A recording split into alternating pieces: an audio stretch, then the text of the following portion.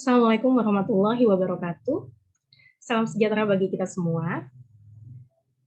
Bersama saya Guntari Prasetya. Kali ini saya akan menyampaikan tentang diseminasi hasil dari kegiatan pengabdian kepada masyarakat. Sudah saya lakukan gizi seimbang bagi calon pengantin. Topiknya sangat menarik sekali ya. Jadi untuk semua mahasiswa, untuk rekan sejawat dosen, semuanya bisa kita sama-sama mempelajari kembali ya, refreshing lagi dari hasil kegiatan PKM ini untuk bisa menambah hasanah pengetahuan kita dan harapannya nanti bisa diterapkan ya dalam kehidupan sehari-hari. Terutama ini khususnya bagi para wanita usia subur menjelang perannya nanti di masa depan menjadi calon pengantin, menjadi pasangan hidup, dan membentuk keluarga yang tentunya sehat dan bahagia. Baik, outline yang disampaikan di sini dari mulai permasalahannya terlebih dahulu, permasalahan, kemudian pedoman gizi seimbang dan gizi bagi calon pengantin ini singkat saja hanya resume tentang manfaat zat gizi bagi kesehatan reproduksi. Diawali dari permasalahan di masyarakat. Tentunya pernikahan membentuk sebuah keluarga yang sakinah, mawadah, dan warahmah. Harapannya nanti pasangan dapat mempunyai generasi penerus keturunan yang sehat, bahagia, kemudian menjadi aset bagi bangsa dan negara.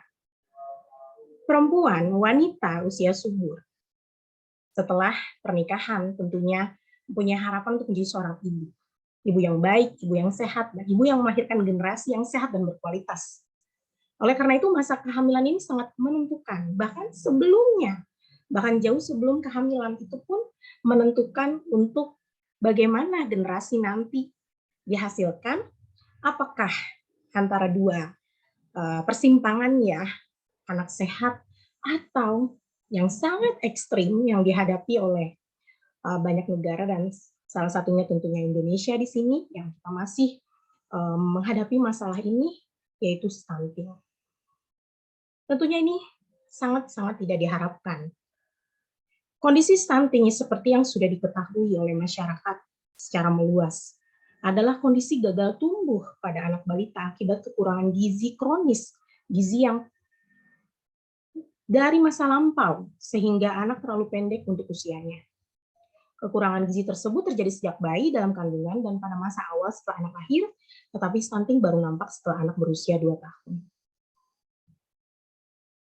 Berdasarkan data, diketahui dari penyebarannya di Indonesia melalui hasil riset kesehatan dasar dari tahun 2007 sampai 2018, inilah persentase yang prevalensi dari kondisi stunting di Indonesia. Pada 2018, 30,8% prevalensi balita stunting di Indonesia. Kemudian ada hasil integrasi dari survei status gizi dan SSN tahun 2019, 27,67%.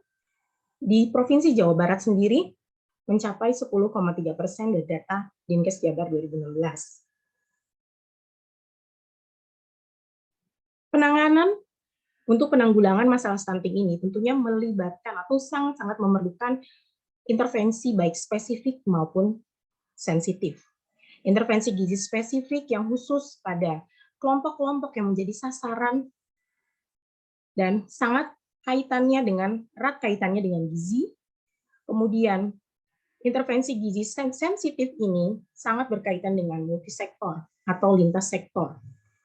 Dan salah satu diantaranya adalah bagaimana pendidikan edukasi kepada wanita usia subur, kepada calon pengantin yang nantinya akan mempersiapkan pembentukan keluarga, generasi penerus dari anak yang dilahirkan.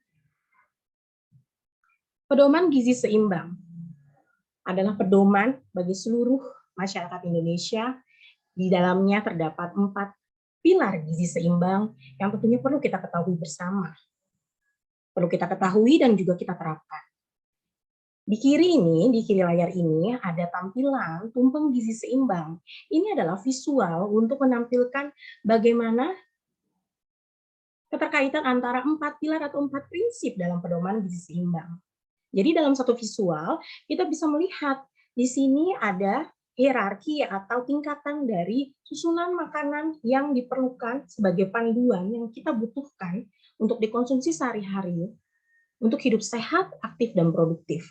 Dari makanan pokok, kemudian sayur dan buah, lauk dari hewani nabati, dan yang paling puncak sedikit tapi tetap dibutuhkan itu adalah dari minyak, gula, dan garam. Tingkatan ini tentunya mengandung arti, tidak hanya dari variasinya, tapi juga porsi atau jumlah yang direkomendasikan atau dianjurkan.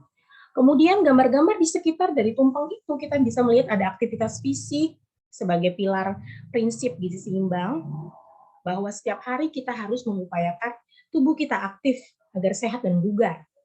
Kemudian di kanan gambar tumpeng itu ada memantau berat badan secara teratur agar kita tahu bagaimana kestabilan dari berat badan kita, apakah antara energi yang kita terima masuk dari makanan itu sama dengan yang keluar sehingga terlihat dari berat badan yang stabil.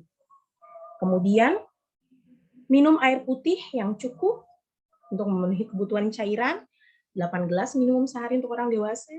Kemudian mencuci tangan dengan air bersih mengalir dan menggunakan sabun untuk menerapkan pola hidup bersih.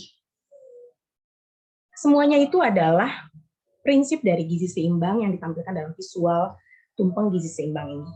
Kemudian di kanan layar ini adalah 10 pesan gizi seimbang, di mana ada 10 pesan yang disampaikan untuk kita bisa terapkan dalam kehidupan sehari-hari.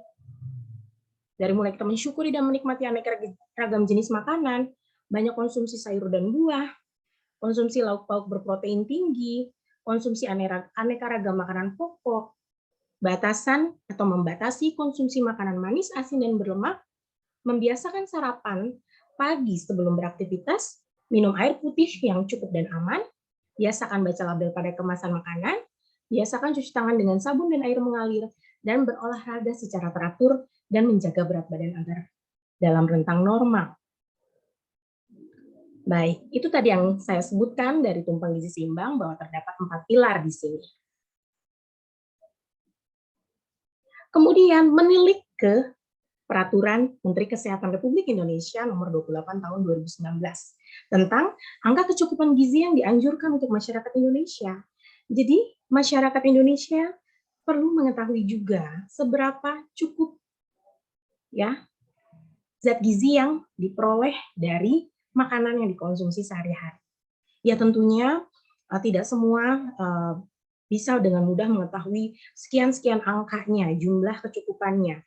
Namun secara umum kita bisa mengetahuinya dengan apakah sudah mengonsumsi sesuai anjuran dari ragamnya, jumlah porsinya. Dan insya Allah itu nanti akan sesuai juga dengan angka kecukupannya. Ya, kalau misalnya konsultasi ke ahli gizi atau bertanya ke seseorang yang sudah mengetahui pengetahuan tentang ini, tentu bisa dibantu untuk berapa kecukupan dari energi dan zat gizi dalam sehari yang dibutuhkan oleh seseorang. Dan ini adalah angka kecukupan gizi bagi untuk jenis kelamin laki-laki usia pertengahan ya, di sini usia produktif, ya di sini ada tampil, rentang usia, berat badan, tinggi badan.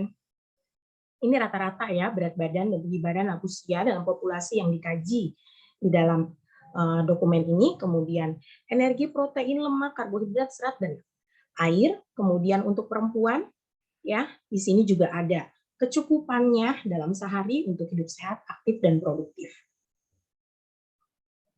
Kemudian ada juga untuk kondisi khusus ya, kelompok fisiologis khusus, hamil dan menyusui, di mana ada penambahan sekian jumlah kalori dan zat gizi yang dibutuhkan untuk hidup sehat, aktif, dan produktif. Baik, nah dari kita sudah mengetahui panduan dalam sehari, angka kecukupan gizi yang diperlukan, kemudian bagaimana kita dapat mengukurnya dari makanan yang kita konsumsi. Nah, kita perlu mengetahui dari seberapa cukup makanan yang kita konsumsi itu melalui isi piringku atau piring makanku. Isi piringku di sini ada ilustrasinya bahwa dalam satu sajian piring Makan yang kita konsumsi, makanan yang kita konsumsi, itu harus terdiri dari komponen-komponen makanan, komposisi makanan yang mensyaratkan untuk pemenuhan kebutuhan gizi kita. Ya, di sini ada porsi untuk makanan pokok 2/3 dari setengah piring, dan 1/3 dari setengah piringnya adalah lauk pauk. Kemudian yang setengah piringnya lagi itu diisi dengan proporsi sayur-sayuran dan buah-buahan. Dan jangan lupa pemenuhan kebutuhan dari air minum yang cukup dalam sehari. Baik. Nah, ini adalah representasinya untuk gambarnya. Jadi isi piringku. Kemudian tentunya praktek makan yang cukup dan bergizi seimbang sesuai dengan anjuran isi piringku ini juga harus disertai dengan pola hidup bersih dan sehat. Yang mana harus sebelum makan itu cuci tangan dulu, aktivitas fisik juga harus teratur agar menyeimbangkan energi yang kita dapatkan dari makanan dengan yang dikeluarkan untuk aktivitas. Kemudian pemantauan berat badan, dan minum air putih dalam jumlah yang cukup.